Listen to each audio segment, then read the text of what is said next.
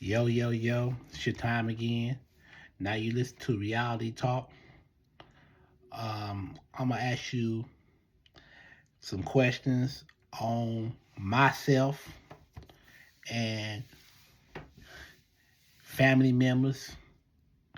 So we're going to go ahead and listen to episode 41. I mean, not episode 41. I'm sorry, I'm keep on saying episode. We're going to listen to, instead, we're going to go and listen to Value 59 on Reality Talk. Family members. So I'm going to tell you about my family members and my actual family members. So I'm going to talk to you about it and I'm going to later on I'm going to go and talk over it. So let's get started. Family members is generations. First generation, second generation, third generation, and so on. It only depends if your mom and daddy meet each other and they decided to have a children together. So you got your side of the family, your mama's side is two families. There's a mama side of the family, there's daddy side of the family. So I'm gonna tell you about my side. I'm gonna tell you when we was born in Missouri with the rest of the family, we had some situations that some bad situation that we had to come up out of St. Louis, East St. Louis. So the bad situations was it was some stuff things that some big issues that did something that ain't supposed to happen between my mother, her situation when she been going through um like two domestic violence situations and she and I was surprised about what's going on of the men she's picking, she choose to be with. And we couldn't tell her anything or nothing like that because she was the adult or we was the child, so we could not tell our mother what to do. Hit the like button. And she wasn't no deadbeat or nothing like that, and she was telling us from right from wrong, and I was known this, and she has raised five children, and one of the children passed away at an early young age. Hit the like button. So when we came to California in 1990, from those situations, we only stayed in East St. Louis about a couple of years. It wasn't about a couple of years, just about right. And grandma came to East St. Louis to visit us during the summer and so on. So let me ask you a question, you two. Y'all family, how many of y'all family had to be in some situations? I knew some family being worse and worse situations where if we get whoopings if we do something we don't supposed to be doing and telling you that we cannot do this again or it'd be worse or not behalf. Because back in those days, you can get a whooping by your teacher or your principal back in the day, and they had the right, and they was carrying this thing called paddles. I've been spanked a couple of times. One of the spankings I had from fighting. I was fighting another kid when I was around the second and third grade. And I've been seeing, and you'll hear that sound of the paddle. Pow! Right in the hallway. In the hallway. Not in your classroom, in the hallway. And Another episode that something had happened and everybody in the classroom got a whooping. And I was almost last to get a whooping. Boy, it stings. Trust me. Hit the like button. So back in the day, that was the discipline that we used to have back when we was younger, growing up. So it was all right when George Bush was approved that you can get a whooping by your teacher, you can get a whooping by your parents. So back in the Southern days where you can do that. So now when George Clinton ran president, whatever, that all stops. All that stops after George Clinton ran for president in 1992. So all that stops here when we came out here. But the days went back in the days that, yeah, we got a whooping. We got whoopings and get hit with stencil cars, switches, belts, paddles at school, or stuff like that. But that showed you that they showed you that you learn from your mistakes. You learn from your mistakes once so you cannot get that same whooping again. And I was hearing, I would hear children get a whooping 2 times in one day. It could be every other day. It could be one day. It could be 2 days straight. It could be one of these days. And the situation had got out of the place that we stayed here, and I missed this, And back then, when we came to California, that we had the whole family, everybody was there, and everybody was around, and we had some good times, and we had some bad times, and we had the worst times, which is the worst time where it was a big old fight going on in the yard. It was a big fight. It was over some money situations. And it was a big fight going on and in the family. So it was like a bunch of situations that caught from the wrong place in the wrong time and the wrong day. Hit the like button. So sometimes family members can be trusted, and sometimes family members cannot be trusted. It be sometimes that I get into it with family members. I get into it with them. I get into it with my daddy. I get into it with my mother, my brother, my aunt, my grandmother. Stuff everybody else used to do too, as well. And I ain't the only one doing it. Everybody did it. Because it was a misunderstanding. It was different. It's like we on a different level that I get into with siblings, because we was not on the same level here. It was times that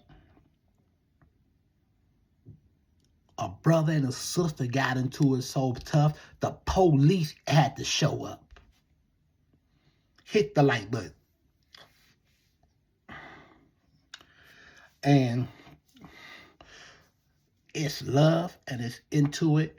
It was family dysfunction. Dysfunctional family. And it be times that I wish I was with my dad's family right now. And we never seen our daddy's family. Never. So it was things because at the age that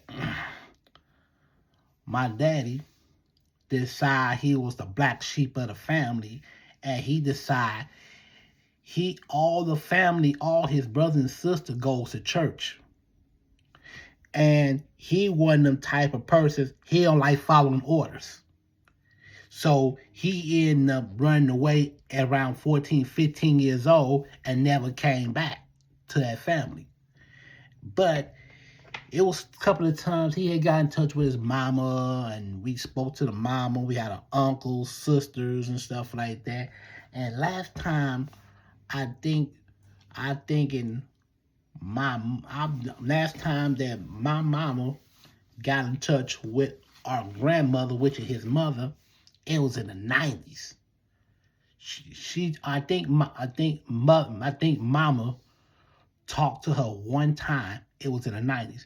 I spoke to her too a couple of times back then in the 90s. So he will have all these telephone numbers and addresses. And I remember he was kept saying, "We gonna get out of here. I'm gonna take y'all to see my mama. We getting out of here soon. I get my money." These are the promises that he had made up as we growing up. Like, I'm gonna get my money and we're gonna get out of here. We're gonna go see my mama. We're gonna do this and do that and the third. And I think of it and I'm like, why did he keep saying that for? Did he say that before? So when a deal go down, he getting all this stuff. He calling himself trying to plan. He calling himself trying to plan some stuff. Got you. He did this manipulated so they can follow him. So we can end up following him and going by what he talking about. Just because and everything got so slow. So come and find out later on it wasn't no money. He had a GI Bill. And find out he was married as well. So he was a married man as well. So he had a wife that he had married while he was across siege, whatever. I don't know the wife he was married. It was years ago. So he had other children. Like, he had children by a white woman. And we never seen these kids before. Never. They had the same last name and everything. White brother, white sister.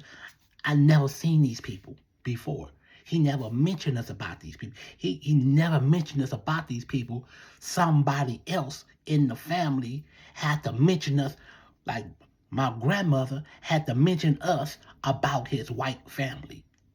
Hit the like button.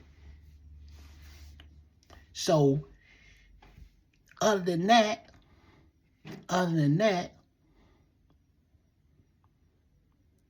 it wasn't no. Now he had this other girlfriend. She was white. Her name was Brenda. So he been going with her, but they end up like clashing out, getting into it, arguing, and all that other stuff. So I don't know. He was verbally abusive towards her or whatnot. So it was years ago. That's all I can say. It was years ago. I don't know what was really happening and things like that. But Sive, he been going to jail. They been all doing drugs they was all doing drugs and stuff like that as we was growing up. When we was younger. So anyway, the situation had to took place that we was born different.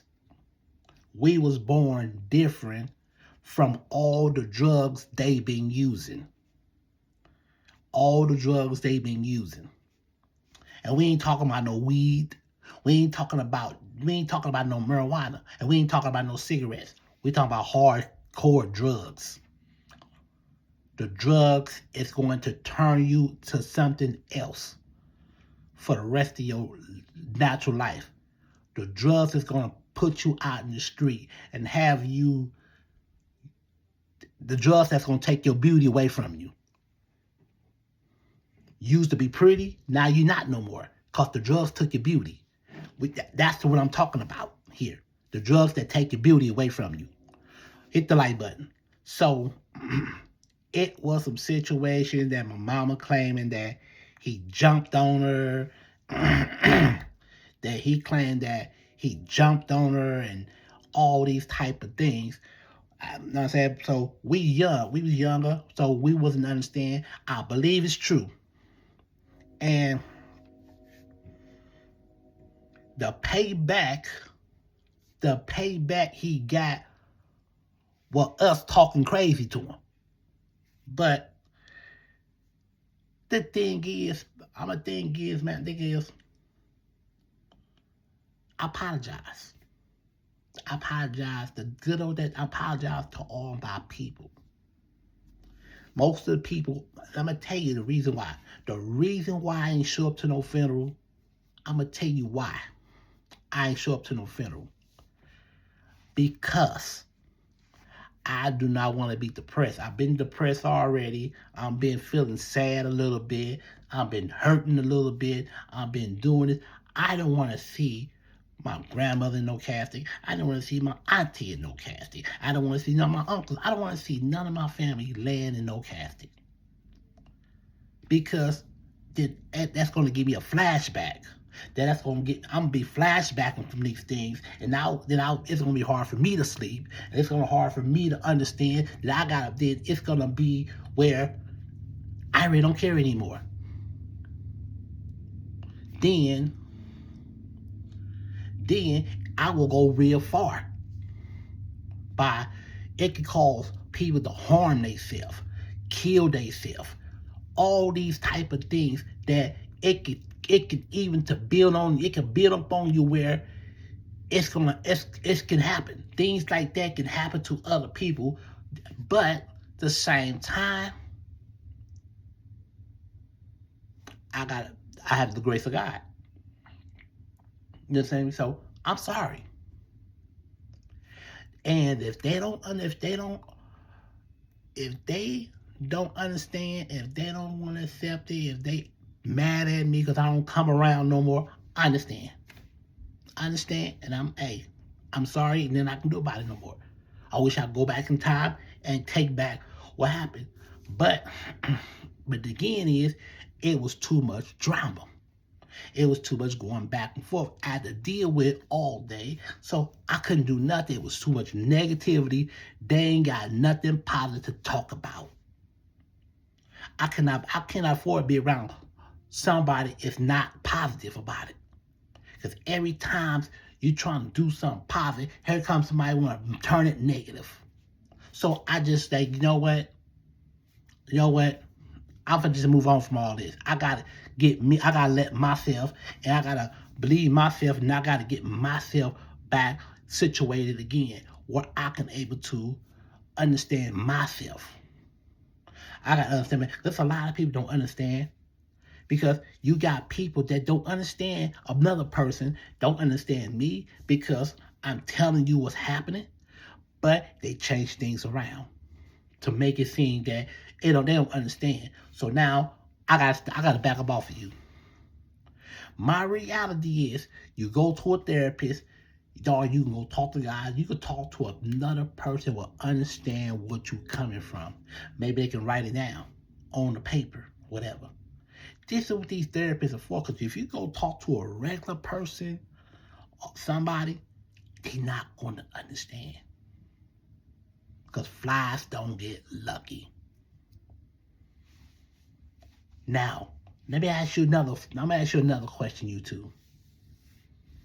How many of you people got family members it's worse than my condition? How many? It's a lot of them. It's a lot of children got harmed, raped, murdered by their own mom and daddy, by their own family. So do you understand things like that happens? And not only that, I have to forgive them. I have to forgive. Because if I don't forgive and you hold grudges, that's why bad things always happen. You never get good luck. Because we all hold grudges. They all got anger issues. They all talking about what they did to you in the past. So they hold on to that and use it against you later on. Remember Jesus sitting on that dinner table? He said, one of y'all is going to betray me. He was sitting on that dinner table, that long dinner table, and it was a bunch of people sitting on that dinner table. And Jesus says, one of y'all is going to betray me. And sure it is, one of them people was sitting on that dinner table, betrayed him. Jesus wasn't lying. Same thing with a family member. Every family member always has an asshole in there. Every family member always had an asshole. All day long. Even Spanish families. Every Spanish family always got an asshole up in there. All the time. Each and every family member. Somebody is not going to like you. Especially, same thing with a job. Anywhere. Prison. Anywhere. Family. Somebody is not going to like you. Somebody, you're going to have difficulties, hard to get along with that person because that person got an attitude. That person got hate in their damn body. Hit the like button. It's always been like that. It's always somebody. You're going to have one person tonight, but the other one's an asshole. You see that? You see that? And this is why the police been calling. This is why all these police, that's why the police been calling. Why we looked at those cop cam shows and everything, it's always somebody is getting arrested. All the time. This is all the time. This is not apples and apples. This is not apples and oranges. This is always hate. And they just like, same thing at that job. They just like, something is really wrong with them. You'll say, how you doing? You'll speak nicely, and they get real, they pretend like they don't want to say nothing to you. Like I said, these adults don't have no, that's why the people here don't got no respect. That's why that's why I told you about my family. That's why I told you about my family. Because you're going to have an asshole go up there, they get mad at their family, and they'll take it out on you. All the time. So I made that perfectly clear that, you know what I'm saying? So rest in peace to my grandmother, my mother, my cousin, my aunt, my uncle, and my friends. I'm the only person left. I'm the only person. What it is, I got family members left. It's not too many of us left now. It's not too many of us left. It ain't even too many of us left now. We don't have that bond no more. We don't have that united no more. There's none of that. It's dead. They all went their own separate ways. Right today. Love my sister and everything, but we can't get that bond back no more. We cannot get that back no more. It's over. It's a wrap. It's out. Because I know in my life, but I'm gonna remember them, and I'm gonna have memories of them. I got pictures and I got memories of family members, and I'm going to hang them up on my picture on my wall someday. So I still got those pictures, and I'm gonna have them when I'm ready. I'm gonna have them hanging up on my wall someday, because I still got friends and family right today, and I'm gonna still hang them up, because them the people I ran with before. I'm going to still respect them. I'm going to still love my family, even though we're not together anymore. I forgive them, whatever they do, but there will be no unity. There will be no unity. That unity is gone. There will be no unity. So the unity, and will be no unity. And I know for a fact of my life that I'm doing the best I can here, and I'm doing the best I can. I've been blessed. God, I believe in God, the Son of Jesus. Jesus, the Son of God, and all these type different things. So I'm sorry for everybody. Sorry for my loss. I had to take those L's. So thank you for watching Reality Talk.